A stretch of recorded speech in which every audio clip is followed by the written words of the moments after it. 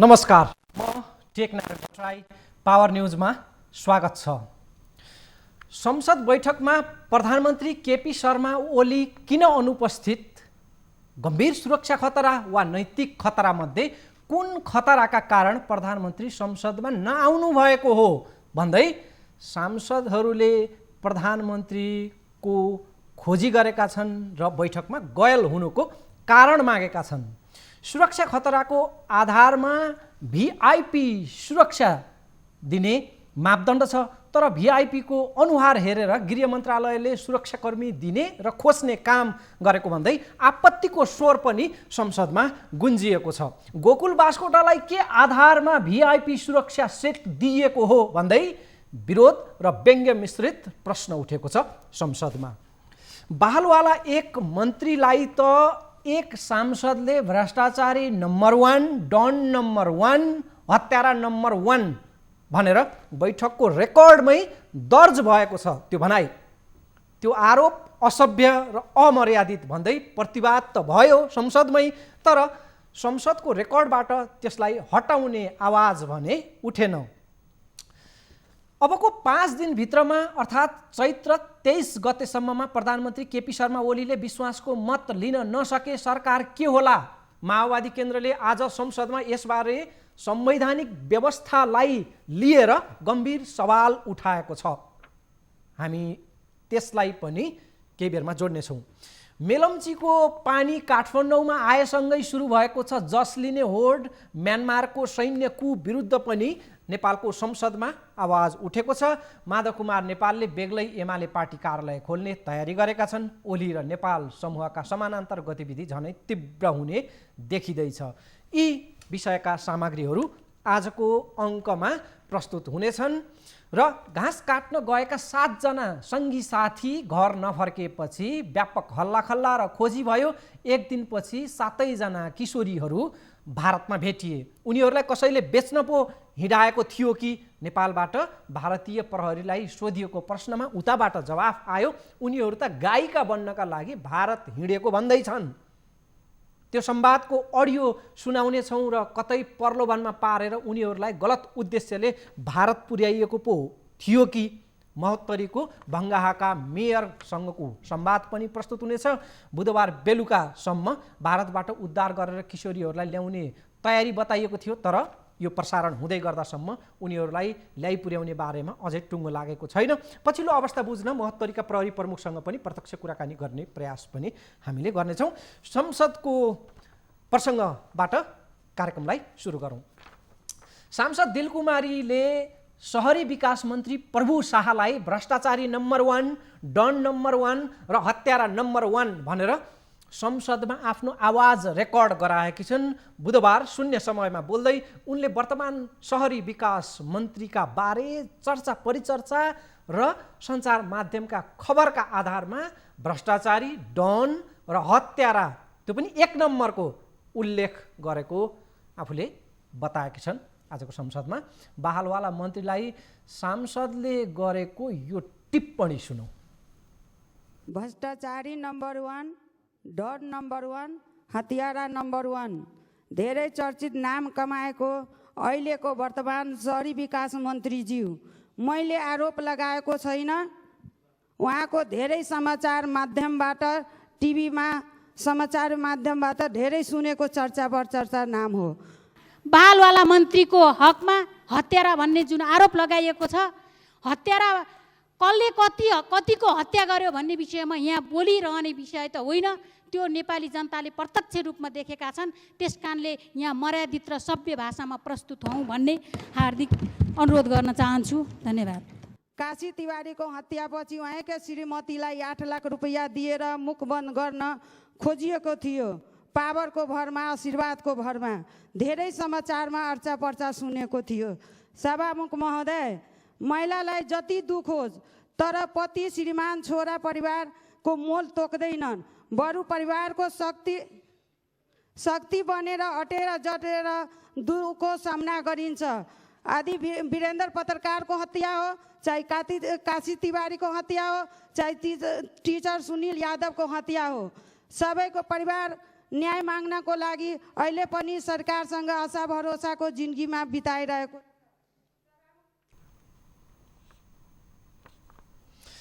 काशी तिवारी हत्या प्रकरणमा उनकी पत्नीलाई 8 लाख रुपैयाँ दिएर मुख बन्द गराउने प्रयास गरेको मन्त्री प्रभु शाहमाथि आरोप एकपटक पुनः संसदमा उब्किएको छ। विचारणीय प्रश्न के छ भने संसदको रेकर्डमा बसेको छ मन्त्रीलाई भ्रष्टाचारी नम्बर 1, डन नम्बर 1 र हत्यारा नम्बर 1 को आरोप। यो आरोपमाथि प्रतिवाद गर्दै अर्की सांसद शान्ता चौधरीले मर्यादित र सभ्य भाषामा प्रस्तुत हुन आग्रह त गरिन्, हामीले त्यो पनि सुन्यौँ, तर संसदको रेकर्डबाट हटाउन भने उनले माग गरिनन्, कसैले पनि त्यसको माग चाहिँ गरेन। सुरक्षा खतराको आधारमा सुरक्षाकर्मी दिने व्यवस्था रहेकोमा अहिले पक्षपात गरिएको पूर्व गृह राज्यमन्त्री समेत रहेका सांसद देवेन्द्रराज कँडेलले दुखेसो गरेका छन्। उनले भ्रष्टाचार आरोप लागेका र राजीनामा दिएका पूर्व सञ्चार मन्त्री गोकुल बास्कोटालाई गृह मन्त्रालयले सुरक्षाकर्मी दिएको प्रति आपत्ति जनाएका छन्। उनको व्यङ्ग्यात्मक टिप्पणी छ, भ्रष्टाचार आरोपमा राजीनामा दिएका व्यक्तिलाई सम्मान स्वरूप 2 वटा सेट सहित सुरक्षाकर्मी दिइएको छ, बाई 1 गेट 2 उपहार बास्कोटालाई दिइएको भन्दै गृहको सुरक्षा मापदण्ड VIP को अनुहार हेरेर र त्यसमा पनि भ्रष्टाचारीको जीवधनको रक्षा गर्नु नै पहिलो प्राथमिकता रहेछ यो सरकारको। संसद कँडेलको टिप्पणी यो सुनौँ। को मर्मविपरीत सदन विघटन गर्ने तर सर्वोच्चले सदन बहाल गरिदिएपछि नेतृत्वका प्रश्न उठ्दा सरकारले लाज पचाएपछि कसको के लाग्छ? सेटिङको हल्ला, दाबी नगरे पनि न्याय दिँदा बाई 1 गेट 1 फ्री उपहार वर्तमान सरकारले राष्ट्रिय गौरवको उपलब्धि पाउन सफल प्रधानमन्त्रीज्यूलाई बधाई छ। त्यस्तै गृह मन्त्रालयले पनि यो योजना केही दिन अघि लागू गरेछ। सुरक्षा खतराको आधारमा सुरक्षाकर्मी दिने मापदण्ड विपरीत 60 को द्वन्द्वकाल, मधेस आन्दोलन, 72 कार्तिकमा आक्रमणमा परेका VIP सुरक्षा मापदण्डमा पर्न सकेनन्, तर भ्रष्टाचारको प्रकरणमा राजीनामा समेत दिएका पूर्व सञ्चार मन्त्रीलाई गृह मन्त्रालयले सम्मान स्वरूप बाई 1 गेट 2 उपहार 2 जना सेट सहित सुरक्षाकर्मी दिएको छ। गृहको सुरक्षा मापदण्ड VIP को अनुहार हेरेर र त्यसमा पनि भ्रष्टाचारीको जीवधनको रक्षा गर्नु नै पहिलो प्राथमिकता रहेछ यो सरकारको। त्यसकारण यो सरकारलाई धन्यवाद दिन चाहन्छु। यसले भ्रष्टाचार अनैतिक काम बाहेक सांसद दिलेन्द्र बडुले प्रधानमन्त्री केपी शर्मा ओलीले आफूलाई गम्भीर सुरक्षा खतरा रहेको अभिव्यक्ति दिएको प्रति टिप्पणी गर्दै के सुरक्षा खतरा भएरै प्रधानमन्त्री संसद बैठकमा नआउनु भएको हो भन्दै प्रश्न गरेका छन्। सुरक्षा खतराले वा नैतिक खतरा मध्ये कुन खतराका कारणले प्रधानमन्त्री संसदमा नआउनु भएको हो उनको प्रश्न थियो। आफ्नै देशको सुरक्षा व्यवस्थामाथि स्वयं प्रधानमन्त्रीले असभ्य, बनावटी र गैर जिम्मेवार अभिव्यक्ति किन दिनुभयो यसबारे संसदलाई स्पष्ट जानकारी दिनुपर्ने सांसद बडुको माग छ। यो सुनौ। हाम्रो देशका प्रधानमन्त्री केपी ओलीजीले केही दिन अगाडि आफूमाथि गम्भीर सुरक्षा खतरा रहेको र कुनै पनि बखत आफूमाथि भौतिक आक्रमण हुन सक्ने आशयको सार्वजनिक अभिव्यक्ति दिनुभएको छ। यसमा सत्यता कति छ, यथार्थ के हो? उहाँको सुरक्षामा गृह मन्त्रालयले थप के व्यवस्था अहिले गरिएको छ? संसद चलिरहँदा पनि आजसम्म प्रधानमन्त्री यस संसदभित्र नदेखिनुको कारण उहाँमाथि रहेको सुरक्षा खतरा नै हो अथवा नैतिक खतरा पनि उहाँ महसुस गरिरहनु भएको हो? यदि सुरक्षा खतरा छैन भने प्रधानमन्त्री जस्तो जिम्मेवार व्यक्तिले आफ्नै देशको सुरक्षा व्यवस्था र सुरक्षा क्षमतामाथि प्रश्न उठ्ने गरी यस्तो गैर जिम्मेवार, असत्य र बनावटी अभिव्यक्ति किन दिनुभयो? सभामुख महोदय, यथाशीघ्र स्वयं प्रधानमन्त्रीजीले अथवा गृहमन्त्रीजीले अथवा सरकारको प्रवक्ताजीबाट यसबारे संसदमा स्पष्ट गर्नुपर्छ, यथाशीघ्र स्पष्टीकरण दिनुपर्छ।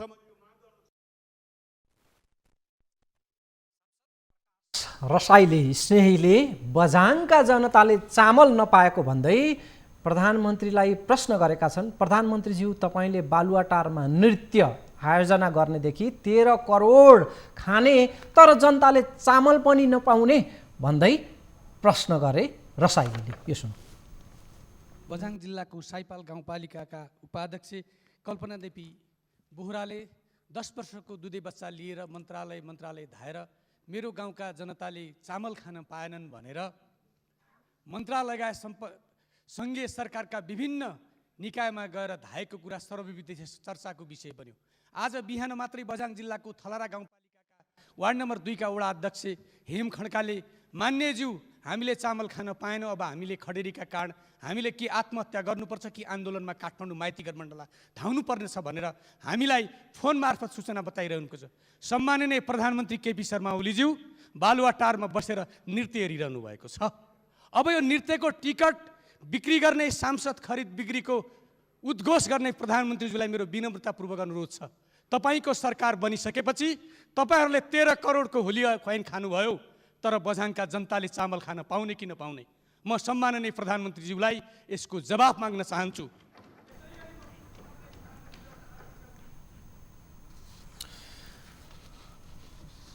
सर्वोच्च अदालतले पुनर्स्थापित गरेपछिको संसदका आवाजहरूलाई आज हामीले प्रस्तुत गरिरहेका छौँ र बुधबारको संसद बैठकमा म्यानमारको विषय पनि उठेको छ। सैन्य कुका कारण म्यानमारका जनताले भोगेको कष्ट र नेपाली जनताले थाहा पाउनुपर्ने विषयमा हामीले यस अघिको पावर न्युजको विशेष सामग्री बनाएका थियौँ, त्यसलाई विशेष अङ्कका रूपमा प्रस्तुत गरेका थियौँ र संसदमा मेलम्चीको पानी काठमाडौँ आएको विषयमा कसले जस लिने भनेर त्यो पनि होडबाजी चलेको छ। राजनीतिक दलहरूबीच मेलम्चीको पानी ल्याएकोमा जस लिने लडाईँ अहिले चलिरहेको छ। संसदमा पनि मेलम्चीको जस लिने होड चल्यो। यो होडबाजी सुनौँ। मेलम्ची पानी काठमाडौँको सहरमा झरेको छ, सायद यसको पनि विरोध गर्नुहुन्छ होला भन्ने लाग्छ केही मित्रहरूले। यो 30 वर्ष पहिलाको जस लिने कि अहिले सरकारले धारामा पारिला जस लिने, यो ठुलो कुरो होइन। स्वाभाविक रूपमा यसको परिकल्पनाकार कृष्ण प्रसाद भट्टराईजी हुनुहुन्थ्यो, म उहाँलाई स्मरण गर्न चाहन्छु। तर वर्तमान सरकारका सम्माननीय प्रधानमन्त्री केपी शर्मा ओलीको तदारुकता सक्रियताका साथ 3 वर्षभित्र सरकार आइसके पछाडि निकै तदारुकताका साथ काम भएर अहिले मेलम्ची काठमाडौँमा आएको छ। हिजो 30 वर्षमा गरेको काम अहिले मैले धारामा पानी झर्यो भनेर मैले नै गरेँ भनेर यो हुङ्कार चाहिँ यो सदनमा चाहिँ कति त्यो न्यायोचित हुन्छ सभामुख महोदय। म वर्तमान प्रधानमन्त्री केपी शर्मा ओलीज्यूलाई विशेष धन्यवाद दिन चाहन्छु। म सन्त नेता कृष्ण प्रसाद भट्टराईप्रति काठमाडौँ जनताका तर्फबाट स्मरण गर्न चाहन्छु, उहाँप्रति आभार व्यक्त गर्न चाहन्छु। र यो मेलम्ची परिकल्पनाकार कृष्ण प्रसाद भट्टराईजीको पार्टी बारम्बार सरकारमा गयो, तर उसको प्राथमिकता मेलम्ची कहिल्यै परेन, दुःख व्यक्त गर्न चाहन्छु। प्रधानमन्त्री केपी शर्मा ओलीले अबको 5 दिनभित्रमा अर्थात् चैत्र 23 गतेसम्ममा संसदबाट विश्वासको मत लिनुपर्ने दाबी नेकपा माओवादी केन्द्रले गरेको छ। सत्तारूढ दल विभाजित भएमा वा सरकारमा भएको दलले समर्थन फिर्ता लिएमा 30 दिनभित्र विश्वासको मत लिनुपर्ने संवैधानिक व्यवस्था रहेको र त्यो 30 दिने अवधि चैत्र 23 गते अर्थात् अबको 5 दिनमा मात्रै त्यो म्याद रहेको नेकपा माओवादी केन्द्रको दाबी छ। अबको 5 दिनभित्रमा प्रधानमन्त्रीले विश्वासको मत लिन नसके सरकारको वैधानिकतामाथि नै प्रश्न उठ्ने माओवादी केन्द्रका प्रमुख सचेतक देव गुरुङले बताएका छन्।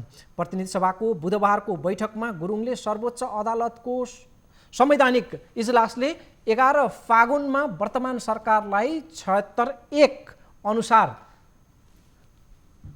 भने पनि 76(1) को सरकार भने पनि 23 फागुनको फैसलाले त्यसलाई उल्ट्याएर 76(2) अन्तर्गतको सरकारमा पुर्याइदिएको बताएका छन्। उनको भनाइ थियो सर्वोच्चको फैसलाले दल विभाजन गरेको छ, दल विभाजन भएको अवस्थामा संविधानको धारा 100(2) आकर्षित हुनेछ। सुनौ माओवादी केन्द्रको यो दाबी।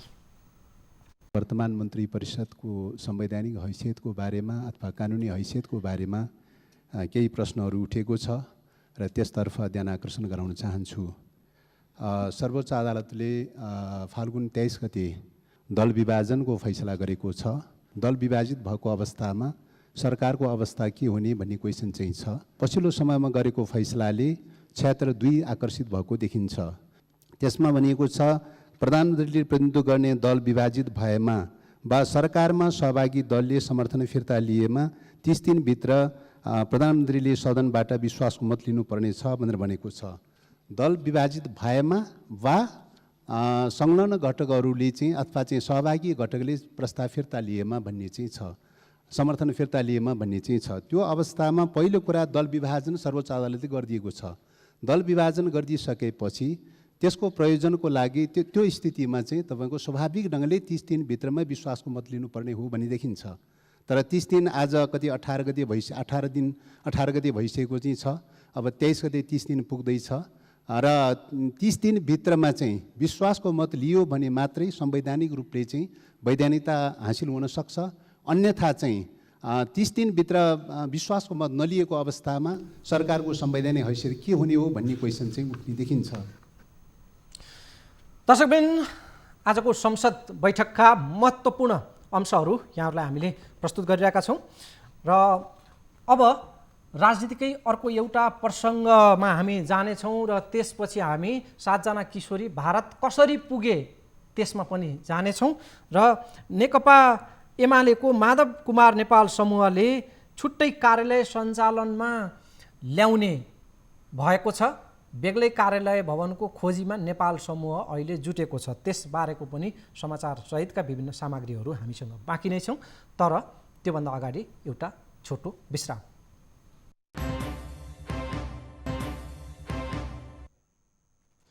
विश्रामपछि स्वागत छ। बुधबार युवा सङ्घ नेपालको बेग्लै कार्यालय उद्घाटन कार्यक्रममा नेता माधव कुमार नेपालले भनेका छन्, हामी पनि नयाँ भवनको खोजीमा छौँ कार्यालयका लागि। राम्रो र कार्यालय सुहाउँदो घर यदि पाउनुभयो भने खबर गर्नुहोला। कसले भनेको? माधव कुमार नेपालको भनाइ। यही बीच दुई गुटका समानान्तर गतिविधि झनै बढेका छन्।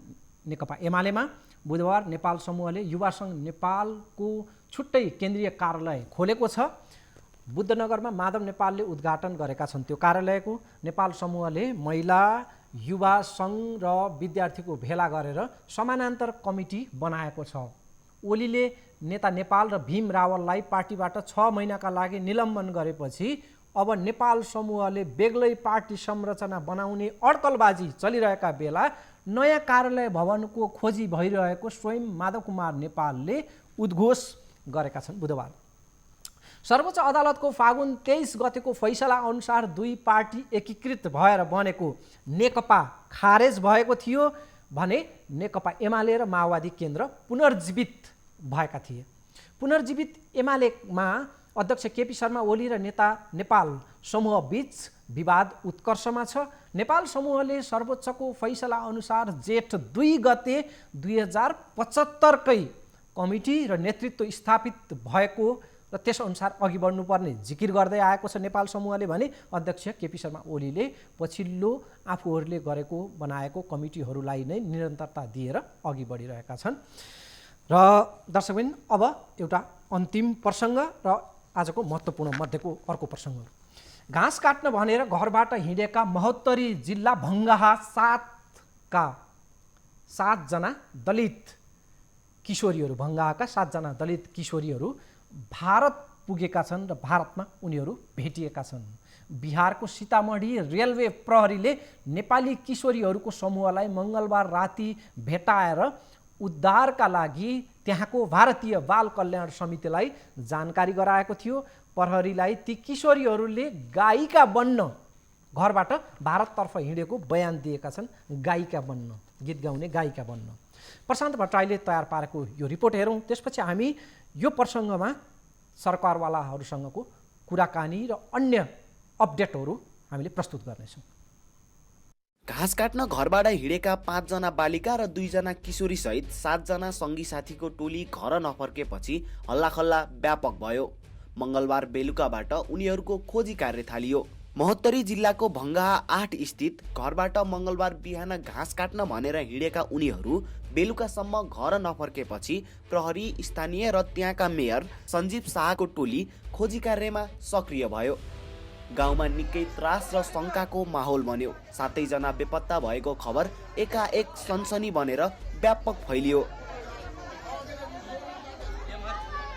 रातभर हार गुहार गर्दा पनि उनीहरूको पत्तो लागेन। बुधबार बिहान 7 जनाको टोली भारतको सीतामढीमा भेटिएको खबर आयो। उनीहरू सुरक्षित रहेको र बालबालिकाका लागि काम गर्ने संस्थाको संरक्षणमा रहेको थाहा पाएपछि राहत मिल्यो। उनीहरूलाई कसैले बेच्न पो हिँडाएको थियो कि भनेर सामाजिक अभियन्ताले नेपालबाट भारतीय प्रहरीलाई सोद्धा 7 जनाको टोली मात्रै भेटिएको बतायो। अरू कोही संलग्न भएको बारे केही थाहा नभएको प्रहरीले बताएको थियो। गायिका बन्नका लागि भारत हिँडेको जानकारी उनीहरूले दिएका थिए। कतै प्रलोभनमा पारेर उनीहरूलाई गलत उद्देश्यले हिँडाइएको पनि हुन सक्ने भन्दै ती प्रहरीले यस्तो मामलामा सचेत हुनुपर्ने पनि बताएका छन्।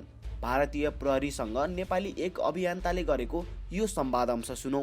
वो नेपाल के जो 7 लड़की कल घास काटने गई थी मोहतरी जिला के भंगा नगर पालिका का लड़की है और 7 गायब हो गई थी। तो पता चला है कि वो लड़की को आप लोग वहाँ डिटेन किए हैं सीतामढ़ी में। अच्छा 7 लड़की है क्या? हाँ 7। ये लड़की कहाँ जा रही थी? तो सिंगर बनने आई थी, सिंगर। ये तो किसी के साथ तो जा रही होगी ना? जितना था उतना है साथ। बस उसके साथ और कोई नहीं था क्या? नहीं। अच्छा बाद में कहीं होगा तो नहीं बताया वो लोग। अच्छा तो इसको अभी कहाँ रखे हुए हैं? सीतामढ़ी में कि सीतामढ़ी है। CWC है ना? हाँ। उस नेटवर्क पे मैं मैसेज पठाया था कि आप लोग अलर्ट हो जाइए इंडिया में, वो क्योंकि ज्यादातर वही चांसेस था इंडिया ले जाने का।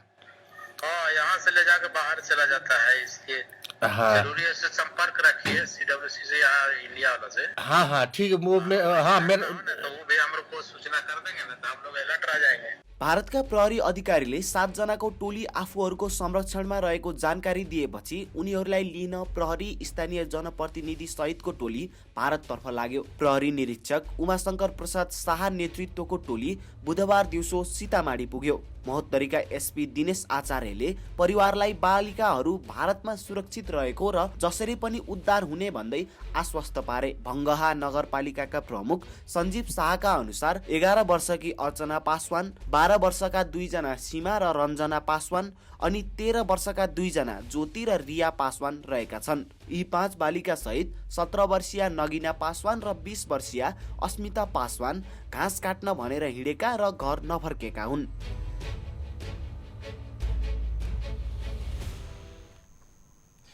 दर्शकबिन यो विषयमा हामीले थप जानकारी पछिल्लो अपडेट लिनका लागि महोत्तरीका प्रहरी प्रमुख एसपी दिनेश आचार्यलाई सम्पर्क गरेका छौँ। उहाँ अहिले प्रत्यक्ष सम्पर्कमा हुनुहुन्छ। एसपी साहब यहाँलाई स्वागत छ। हजुर धन्यवाद सर। अहिले हामी लगभग यो 7:30 पौने 8 बजेको समयमा कुराकानी गर्दैछौँ। अहिले पछिल्लो अपडेट चाहिँ के छ त्यहाँ ती 7 जना किशोरीहरूको सन्दर्भमा? अहिलेसम्म हामी उता इन्डियन काउन्टर पार्टमा कोअर्डिनेसनमै छौँ र तिनीहरूलाई यहाँ नेपालतिर ल्याउने कोसिस भइरहेको अवस्था छ। भारततर्फबाट हामीलाई हस्तान्तरण भइसकेको छ उनीहरूलाई चाहिँ हामीले आफ्नो भनौँ न टिमसँग भेट गराइसक्यौँ कि के छ स्ट्याटस अहिले? होइन अब अहिले हस्तान्तरण भइसकेको अवस्था चाहिँ होइन, हामी कोअर्डिनेसनमै छौँ र सर्टेन लिगल प्रोसेसहरू उहाँको कम्प्लिट गरेर लिएर आउने प्रोसेसमा छौँ। अब कहिले हुन्छ त्यो चाहिँ थाहा छैन, हामी कोसिस गर्दैछौँ छिटै लिएर आउने। भनेपछि आज नहुने भयो अथवा कति दिन समय लाग्ला त यो प्रोसेसमा? होइन त्यो दिन त थाहा छैन, अब आजै पनि हुनसक्छ। अब त्यो अहिले तत्काल भन्न त सक्दिनँ, तर हामी कोअर्डिनेसनमै छौँ, उहाँहरूसँग कुराकानी भइरहेको छ र त्यहाँ हस्तान्तरणको लागि हामीले आग्रह गरिरहेका छौँ। हजुर हाम्रो टिम त्यहाँ लिनलाई गएको। हजुर त्यहाँको जनप्रतिनिधिहरूसँग हामीले कुरा गर्दा र त्यहाँका अभियन्ताहरूसँग कुरा गर्दाखेरि अलिकति यो चाहिँ बडा नियोजित रूपमा बालबालिकाहरूलाई कुनै व्यक्तिको समूहले अथवा गिरोहले चाहिँ त्यसरी लगेको हुन सक्ने भनेर उहाँहरूले आशंका जनाउनु भएको छ। हाम्रो प्रारम्भिक अनुसन्धानमा हामीले जाँचबुझ गर्दाखेरि त्यस्तो शङ्का गर्ने ठाउँहरू केही क्ल्युहरू भेटिएका छन्? होइन, हामीले सर्वप्रथम हाम्रो अनुसन्धानको क्रममा हामीले के देख्यौँ भने हिजोको जब हामीलाई इन्फर्मेसन आयो त्यसपछि हामीले विभिन्न ठाउँमा सर्च गऱ्यौँ। त्यो तत्कालको अवस्थामा हेर्दाखेरि घाँस काट्न जाने भन्यो भने घाँस काट्ने गएको अवस्था देखेन।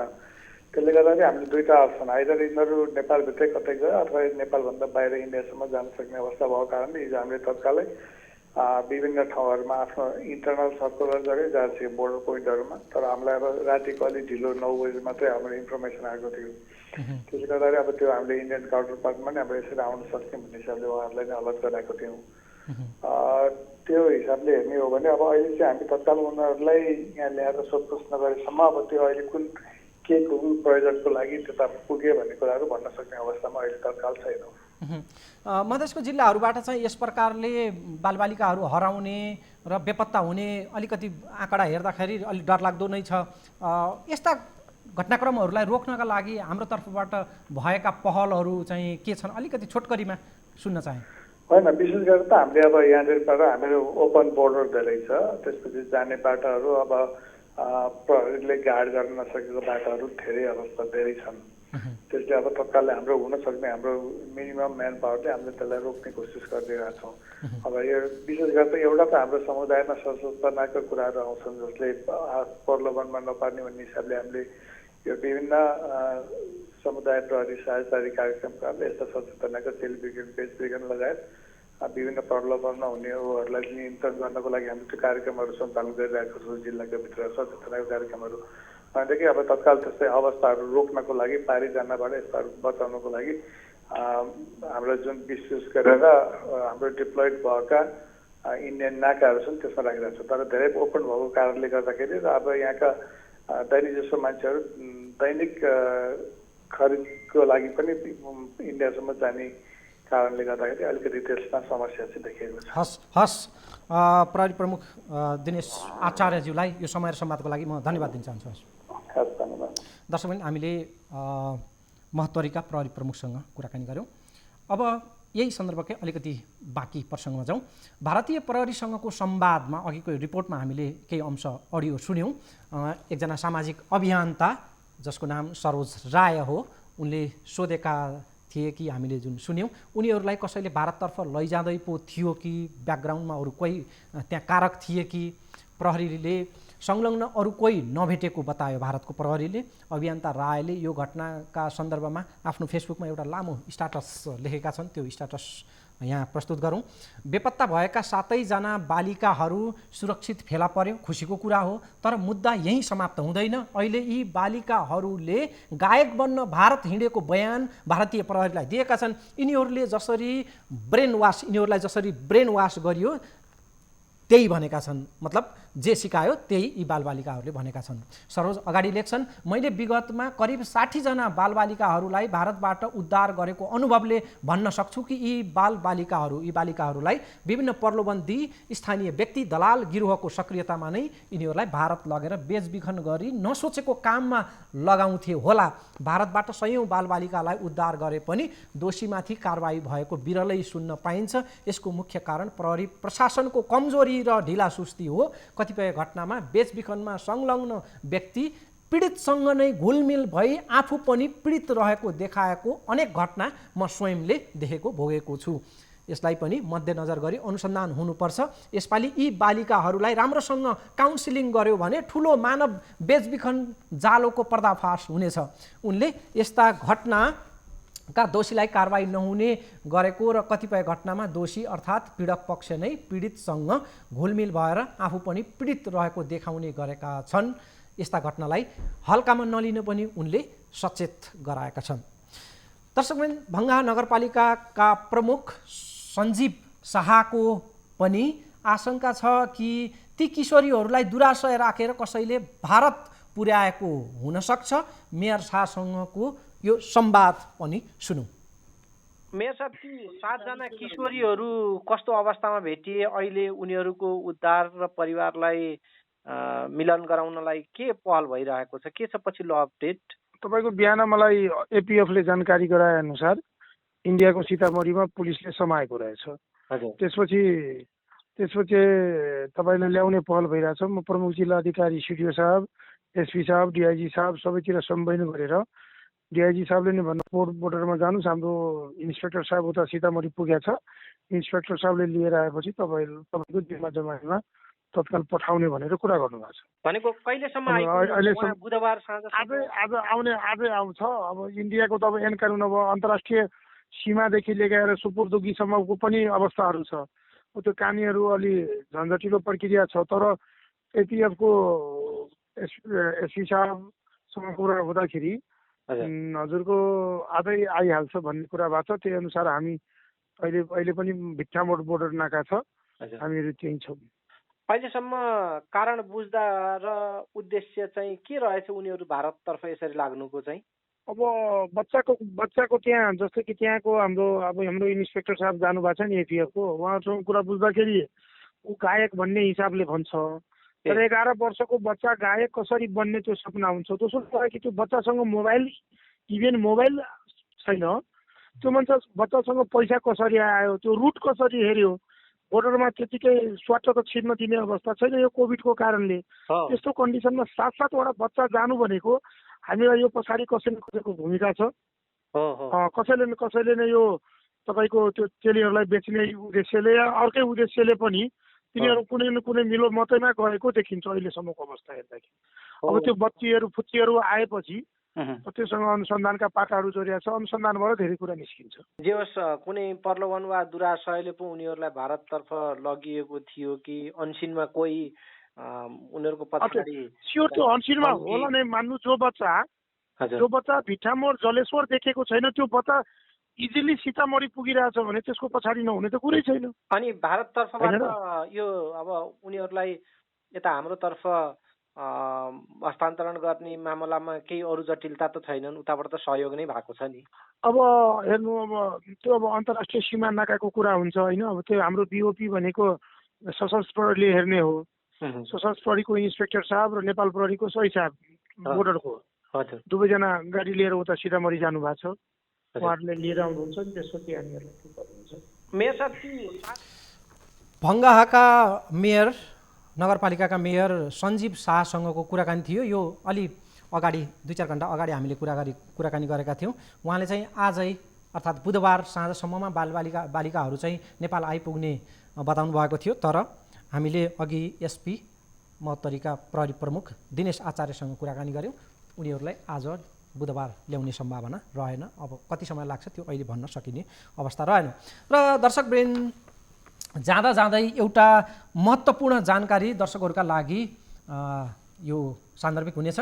काठमाडौँ उपत्यका छिर्ने व्यक्तिहरूलाई ज्वरो आएको पाइएमा पिसिआर रिपोर्ट देखाउनु पर्ने भएको छ। यो नियम आएको छ। कोरोना सङ्क्रमणको दर बढिरहेका बेला ज्वरो देखिएका व्यक्तिले पिसिआर परीक्षण रिपोर्ट देखाउनु पर्ने नियम सुरु गरिएको छ। नाकामा ज्वरो नाप्ने कार्यलाई कडाइका साथ लागू गरिएको काठमाडौँका प्रमुख जिल्ला अधिकारी कालीप्रसाद प्राजुलीले जानकारी दिएका छन्। उनका अनुसार सङ्क्रमणका लक्षण देखिएका बिरामीलाई परीक्षण लगायत आवश्यक सुरक्षा सावधानीका लागि मापदण्ड अनुसारका प्रक्रियाहरू पालना गराइनेछ।